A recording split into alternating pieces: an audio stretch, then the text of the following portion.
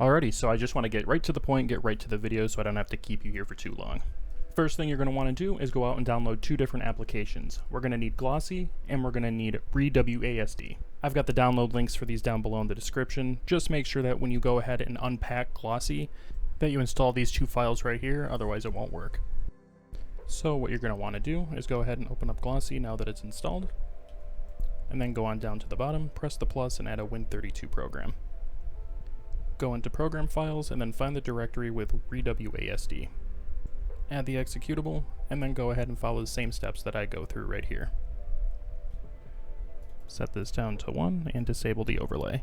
Basically, by disabling this and setting everything the way that it is, it effectively makes reWASD run in the background as an app rather than having to have any reliance on the foreground. It won't kind of get in the way with like the Steam desktop configuration controls that you might have.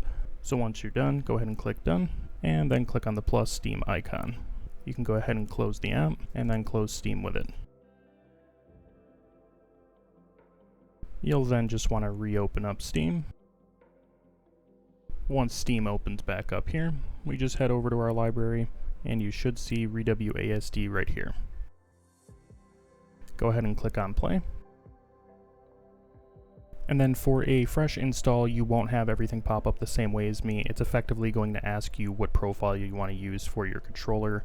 I already have mine selected, but it's in the same position, so it'll be up here in the top right.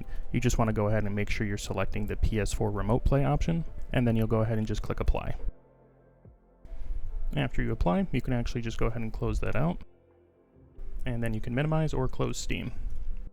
If you check down here, you should see Steam, reWASD, and then Glossi is actually running in the background. At this point, you're not actually locked into only playing Diablo Immortal. You can actually launch any game and it will detect it as a PlayStation controller if it supports it. Alternatively, if you're playing a game that doesn't support DINPUT or direct input that the PlayStation controller provides, you can just set it as an Xbox 360 controller or whatever you want in there. So now, if we go ahead and open up Battle.net, then we can go ahead and launch Diablo Immortal. So as you can see right away, even on the title screen, everything is nice and smooth. And once we go into the game here, as you can see, everything is nice and smooth, no jank, all of the buttons work just as normal. And if you actually look here at the bottom right, you can actually see that it's detecting it as a PlayStation controller because it's using the PlayStation icons for the actual buttons.